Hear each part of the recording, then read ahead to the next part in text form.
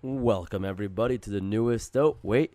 This isn't Pillow Talk today, guys. Pillow Talk has been postponed until next week.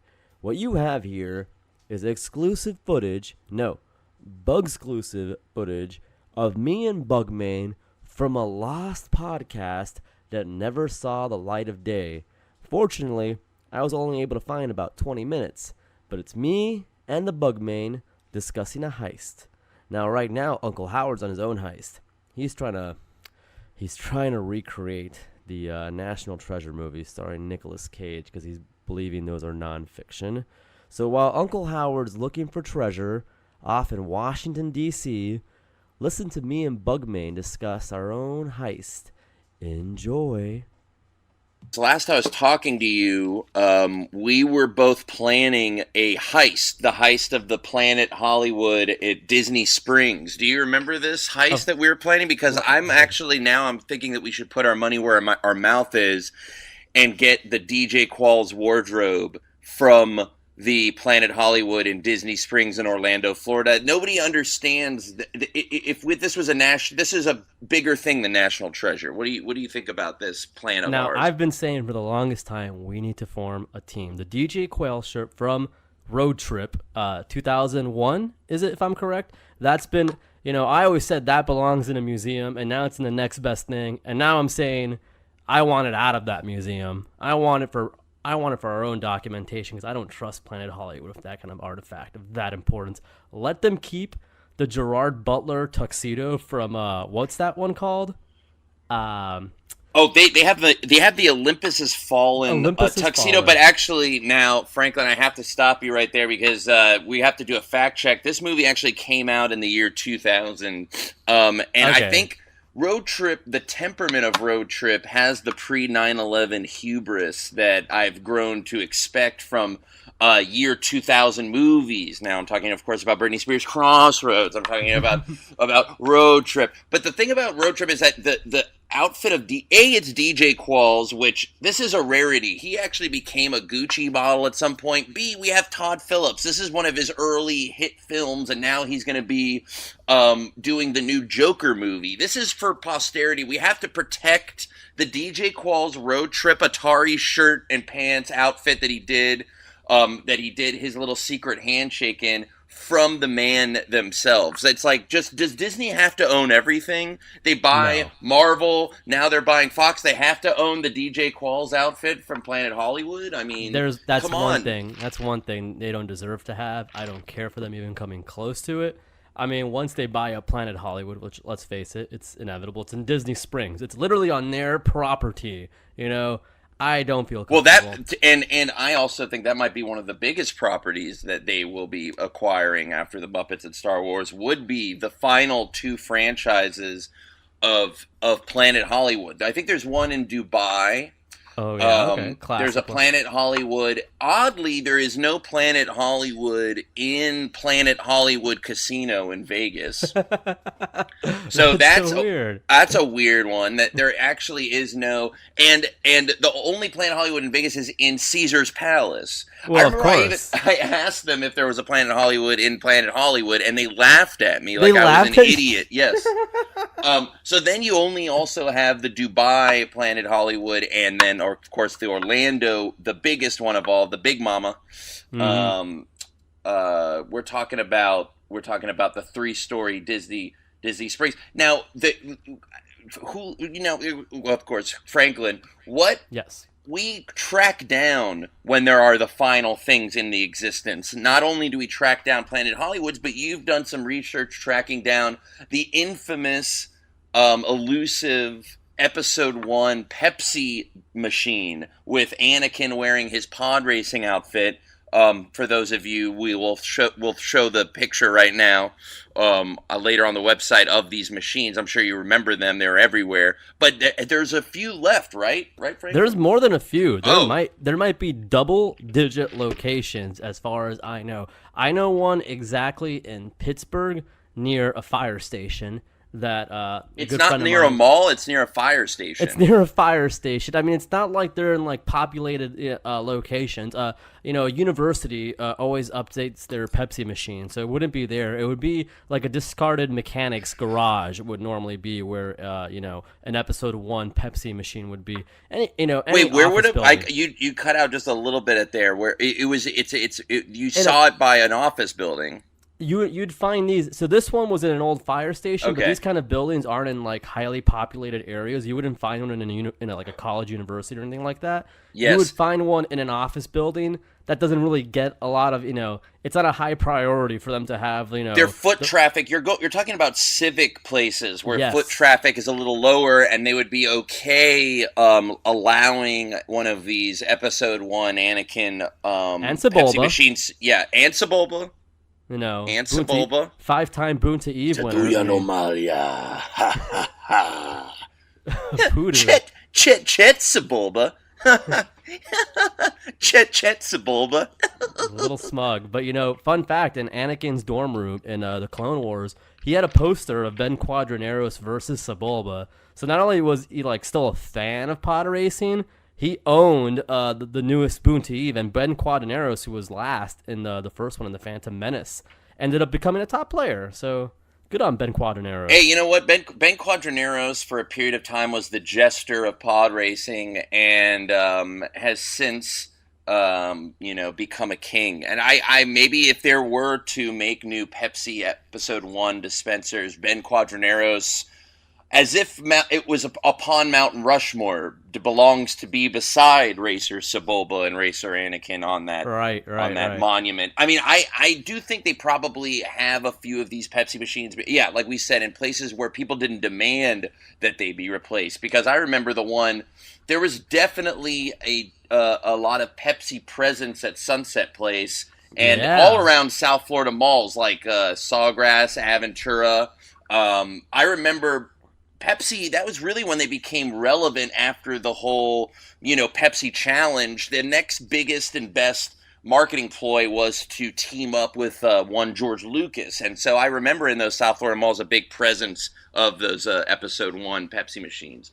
Oh no, they were definitely all over, and then they were replaced. They were almost hunted down like the Jedi themselves, and only few managed to survive. Order 67. That's the order to get rid of all the Pepsi machines of Anakin and Sebulba. So, once the big execs said execute Order 67, you saw them, dropping off a little bit. But we'll find. I have no doubt. I mean, I literally have a lead on one. If we had the funds, maybe we need to GoFundMe at this point to track that one down in Pittsburgh. It's right by a friend's house, actually. So. Well, I mean, we have before rallied to try to get Sean William Scott to play perhaps Paul Walker's cousin who joins the team in Fast and Furious. Maybe now a GoFundMe to get both me and Franklin out to Pittsburgh to find all archaeologically and sociologically, anthropologically find and collect evidence as if we worked for the Library of Congress,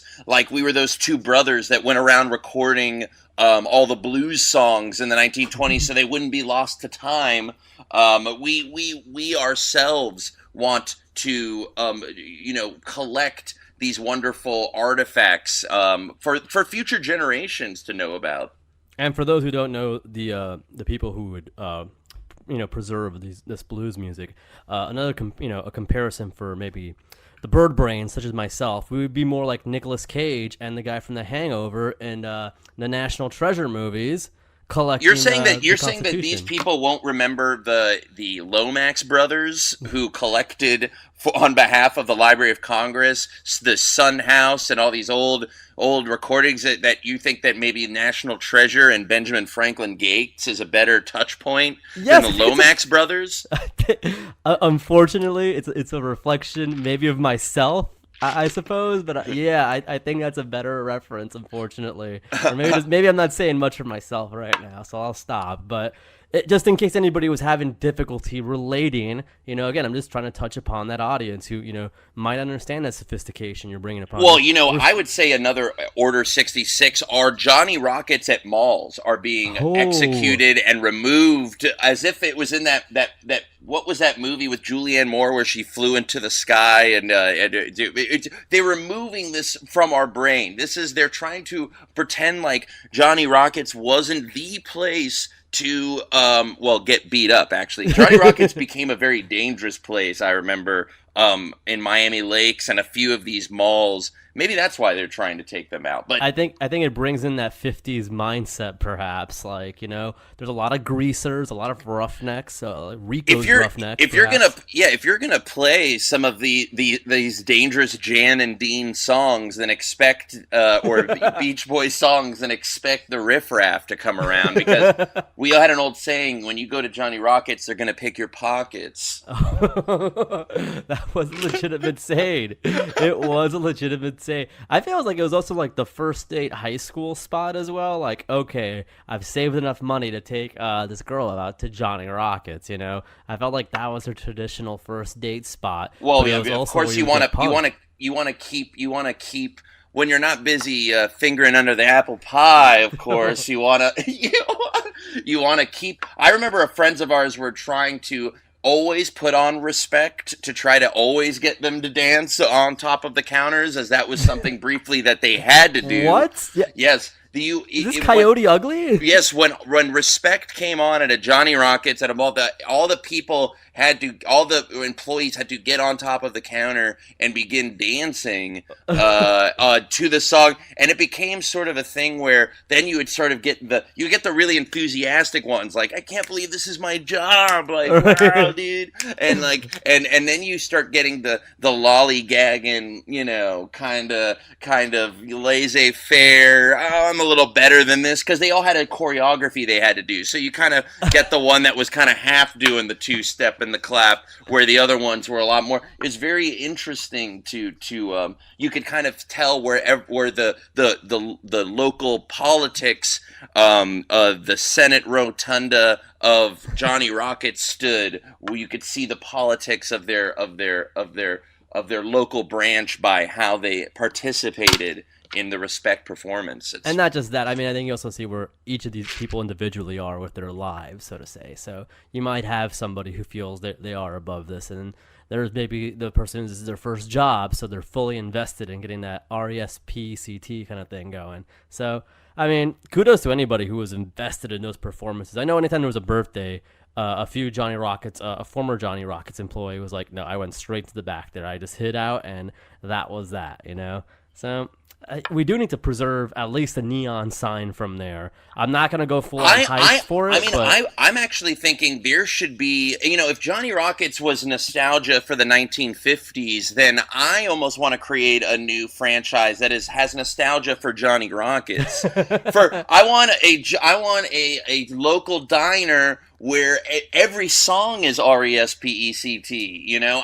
You can't not listen to RESPECT, and I want paper hats, I want paper hats on top of paper hats, and recreate the environment that I remembered from my late 90s, early 2000s experiences at Johnny Rockets. You know, nostalgia for that nostalgia, I think, is an Inception level 3 layers deep that we could really sell right now. That is 3 layers. Like, Happy Days is 2 layers because it was in the 70s, but they were doing the 50s kind of thing. And Wonder Years, kind of the 90s, it was, you know, recorded in the 90s, and, you know, but it took place in the 70s. This would be an extra layer on top of that would really be a lot to handle. I just want to go to Johnny Rockets to, you know, just kind of relive my wild childhood of going to that 1950s nostalgia restaurant that I remembered. You know, it was roller skates and fast cars, baby.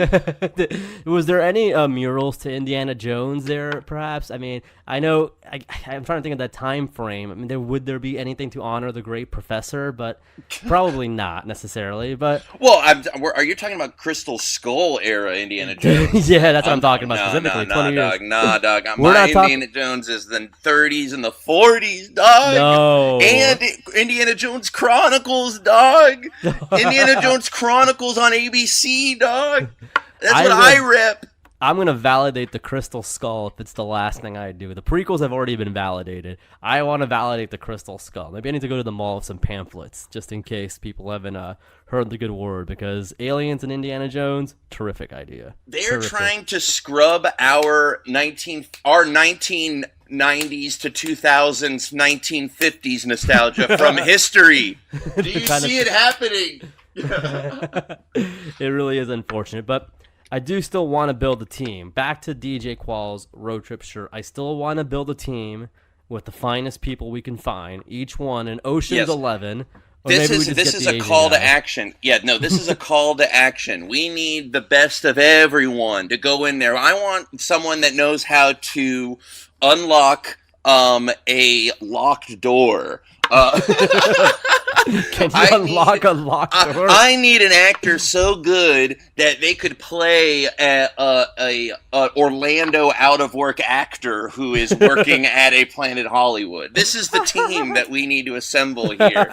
I need someone who could clean a showcase glass case and look very inconspicuous. Yes, and look inconspicuous doing it. You know, this is going to be this is our last hurrah. You know, when we get this one, when we get this DJ Qualls heist going, and we get this tower heist, if you will. We can stay outside of the Bellagio and watch the fountain go. I cannot wait to stand there beside my brothers and watch No, we wouldn't be able to go to the Bellagio fountain. We'd be at the Grove fountain. And we'd be at my sister mall, the Grove fountain, watching or the Disney Springs. We can still play Claire the Loon, though. I'll put it on my phone. Yes, we'll put it on. Well, you play it on your phone. It's me, that's my job. You, the wonderful actor who will have to wear a mask, obviously, to get into Planet Hollywood. You don't want them to know who you are. Yeah, exactly. And the glass case cleaner and the lock unlocker. The locksmith.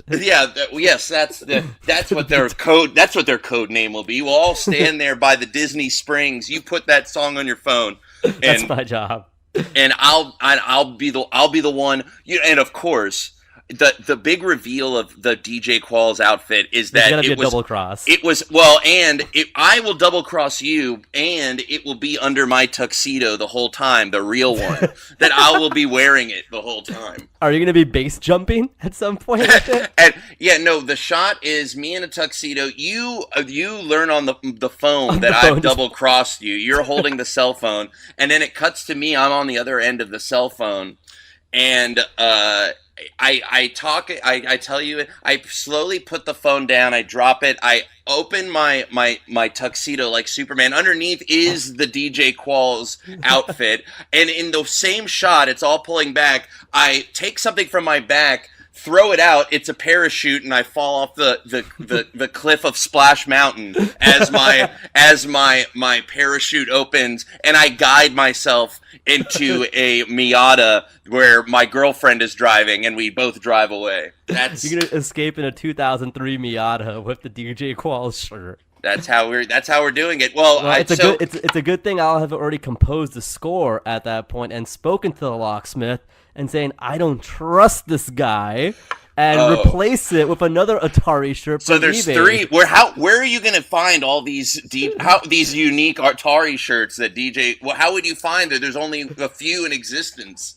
You can't find so many. Don't dare me to check on eBay right now. Do not dare me to check on eBay. There's got to be one. There's got to be one. So you're saying that the one I'm wearing is not the actual one? No. I hope you enjoy it. Which one am I? Okay, so and you see it's like a size large instead of small, and you're like. It was a giveaway. The giveaway was the large. You check the tag. Because, of course, everyone knows that DJ Qualls famously wears a size small shirt. This is known information to the public. They know his proportions. Yeah, I would. 26-inch waist. When I see the L, when I see that it's not an S, the audience knows. They know. They don't need to be told that. It's a knowing nod. Like, all right. Yes. All right. It's like Terry Benedict taking a look at his vault right there, and who would have been Terry Benedict right there, my man? Oh my God! Yeah, fuck. Sorry, Tess, Tess would be gone. Tess would say, "What's more important, me or the shirt?"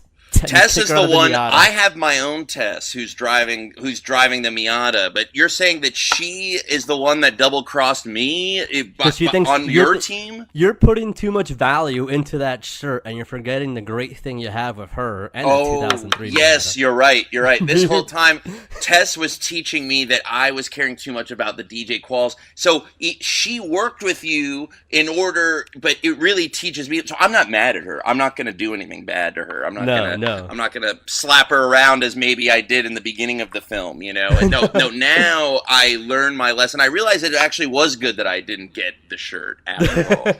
Yeah. Maybe you can grow from it later, and we will take the Gerard Butler Olympus Has Fallen together as a duo. I guess that would be the Gerard Butler Olympus Has Fallen tuxedo. Would I guess have to be the tuxedo I'd be wearing too? That would be the double. The double twist is that I wore that, and you know. Oh wow, this is great.